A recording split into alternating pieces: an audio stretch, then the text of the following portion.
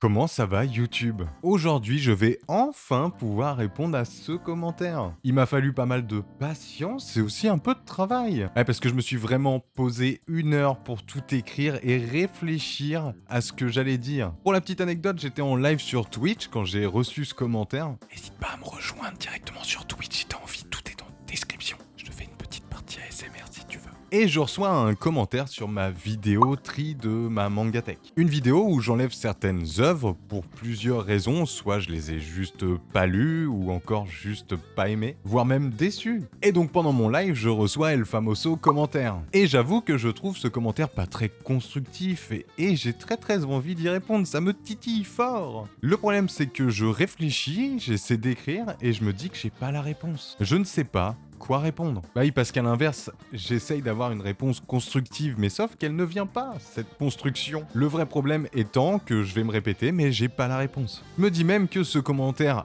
affirmatif, puisque oui, il est affirmatif, ne serait-il pas vrai? Le problème et la vraie question que je me pose, c'est est-ce qu'on peut juger un manga, une œuvre, seulement avec son tome 1. C'est clairement à ce moment-là que je me suis posé et j'ai réfléchi, j'ai essayé de peser le pour et le contre. La conclusion du moment où je réfléchis, ça va être la réponse WON. Ouais, c'est entre le oui et le non.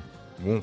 Bon, j'avoue, j'ai une meilleure réponse à vous donner, mais il va falloir que je décortique un petit peu. Et surtout les arguments par rapport au non et par rapport au oui. Et on va d'ailleurs commencer tout de suite avec le non. Non.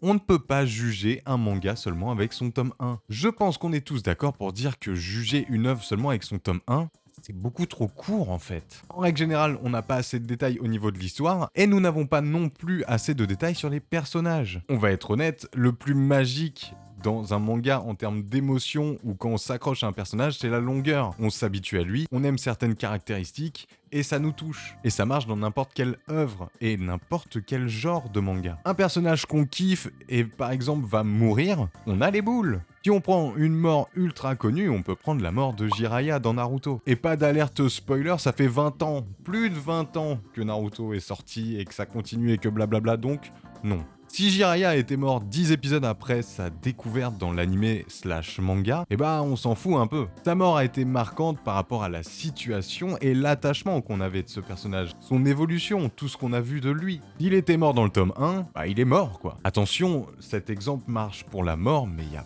plein d'autres exemples. Les trahisons, les disparitions, les relations, tout est pris en compte. Mais je pense que c'est une bonne raison pour dire qu'on ne peut pas juger un manga seulement avec son tome 1. Et j'ai encore plein d'exemples. Prenez les dessins. Les dessins du tome 1 sont souvent quand même moins bons qu'un dessin du tome 30. Le mangaka ne fait qu'évoluer pendant toute son œuvre et forcément, il s'améliore même s'il est déjà très fort en termes de dessin. Et rien que ça fait une vraie différence. Et il y a encore plein d'autres choses, les histoires peuvent changer, on peut vraiment passer à toute autre chose une fois qu'on a dépassé un arc, et ça prend carrément un tout autre virage. Une histoire qui ne tient pas forcément en haleine au début du manga peut changer, et du coup tu kiffes. Tu kiffes arriver, je sais pas, au tome 8 par exemple.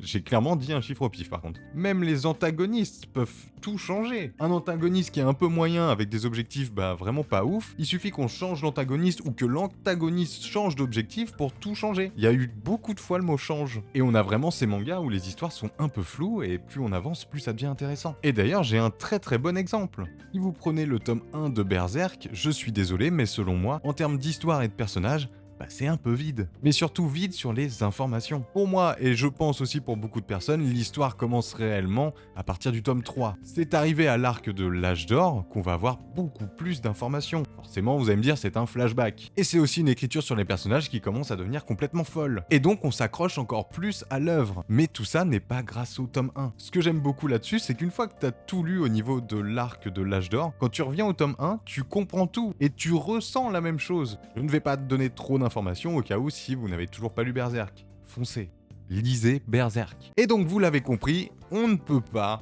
juger un manga seulement avec son tome 1. Est-ce que tu aurais aimé que je finisse la vidéo comme ça mon frérot? Parce que là finalement, t'as raison, ou presque. Oui, on peut juger un manga seulement avec son tome 1. Et j'ai encore plein de raisons. Et on va commencer par l'argument numéro 1, que je pense tu as oublié. Mais je pense, je suis pas sûr, mais je crois que tu l'as oublié. Et en plus, c'est un argument que beaucoup de personnes oublient dans le monde du manga slash animé. Et c'est vraiment le truc qui rend le plus ouf, hein. Vraiment, vraiment, je vous le dis, ça rend fou. Je n'arrive pas à comprendre comment certaines personnes ne peuvent pas comprendre. Vous avez capté? Chacun ses goûts. Est-ce que ça commence à rentrer ou est-ce qu'il faut que je le répète?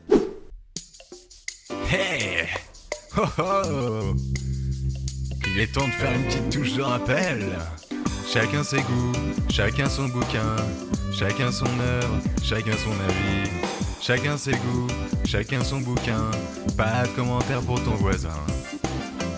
Dans ma vidéo tri de ma mangatech, j'avais enlevé par exemple le tome 1 de Toilet Bound Hanako-kun. Et oui, je n'avais que le tome 1. Et je reprends parfaitement ce que j'ai dit en début de vidéo. Je n'ai certainement jugé que 10% de l'œuvre. Et j'ai laissé tomber. Et encore 10%, je suis sûr que je suis gentil avec moi-même. Pour moi, j'avais pas assez d'informations sur les personnages et même sur l'histoire pour la juger. Enfin, si je reprends tes termes, c'est pas juger, mais pour être mitigé. Ce tome 1 ne m'a rien fait ressentir. Aucune accroche au niveau des personnages, et l'ambiance ne me parle pas. Je dirais même que j'ai pas aimé l'ambiance. Ce n'est juste pas pour moi. Mais attention, je comprends ceux qui aiment ce manga. J'entends, j'écoute, je vois pourquoi vous l'aimez. Mais ce n'est pas de ma faute si moi ça rentre pas dans les caractéristiques que j'attends. Certains de vos arguments vont me montrer que l'œuvre est une pépite. Et je l'entends, l'œuvre est une pépite. Mais je n'aime pas. Alors à l'inverse, essayez de comprendre pourquoi moi, j'aime pas. Ouvrez un peu vos chakras. Vous êtes fermés comme ça, comme des huîtres. Attention, ce message est pour une poignée de personnes. Une toute petite poignée. 99% de mes abonnés sont juste incroyables, donc ne le prends pas pour toi mon frérot. Je n'aime pas les mangas de mecha. Y a rien à faire, c'est plus fort que moi, j'aime pas ça. Si tu me donnes le tome 1 d'un manga qui va parler de mecha, est-ce que tu crois que je vais lire la suite? Je laisse quelques secondes pour réfléchir et on en reparle tout de suite. Honnêtement, t'as 80% de chances que je lise pas la suite. Mais je pense que c'est normal. Et encore, je suis gentil. Et si je reprends mon exemple de Berserk? Si le tome 1, toujours selon moi, était vide en termes d'informations sur les personnages et sur l'histoire, alors pourquoi je vais donner une seconde chance? C'est vrai, j'ai l'intégrale. C'est bien qu'à un moment, il s'est passé quelque chose. Bah oui, l'ambiance et les dessins m'avaient déjà conquis pendant ce tome 1. Et je me suis dit, oh let's go, à mon avis, même si je suis un peu dans le flou, ça va être trop bien. J'ai vraiment ressenti quelque chose que je n'ai pas ressenti sur d'autres tomes 1. Tout simplement. Et selon moi, ça en devient un bon tome 1 pour Berserk, comparé à d'autres mangas que j'ai virés. Et ça encore, c'est mon ressenti, mes goûts. Un tome 1 d'un manga est ultra important. C'est ton intro, c'est ce qui va te donner cette envie de continuer la suite de l'œuvre. Si pour toi elle est mauvaise et qu'elle te fait rien ressentir, pourquoi tu continuerais à lire l'œuvre? Pourquoi lui laisser une seconde chance? Peut-être pour les raisons que j'ai citées en début de vidéo? Mais je crois que la vraie raison, c'est peut-être ce que j'ai pas arrêté de citer pendant tout le long de la vidéo. Chacun ses goûts.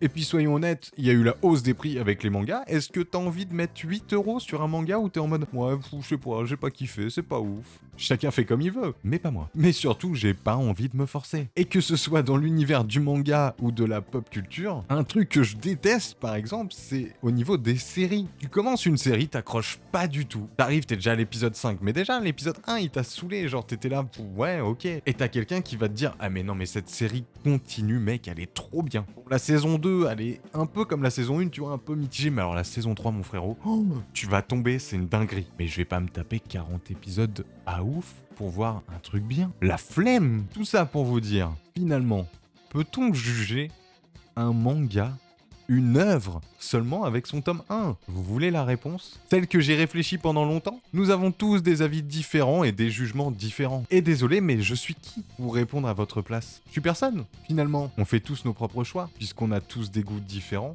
et on kiffe différemment. Donc le principal, faites bien ce que vous voulez, kiffez et faites-vous plaisir. Waouh! C'était Gaki-san! Salut les gars!